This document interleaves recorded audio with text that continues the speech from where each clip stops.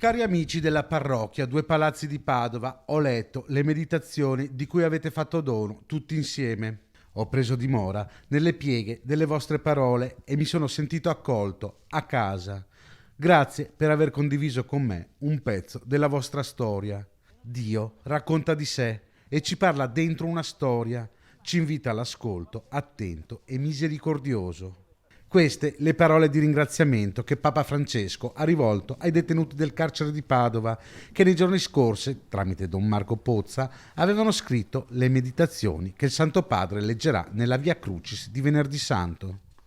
Papa Francesco è rimasto molto colpito dal nostro lavoro e gli abbiamo portato gli occhi, i nomi delle persone di cui abbiamo raccontato la storia attraverso le meditazioni, perché loro oggi, questa sera, saranno la voce di tutti, coloro che soffrono, coloro che si stanno rimettendo in piedi dopo aver sbagliato.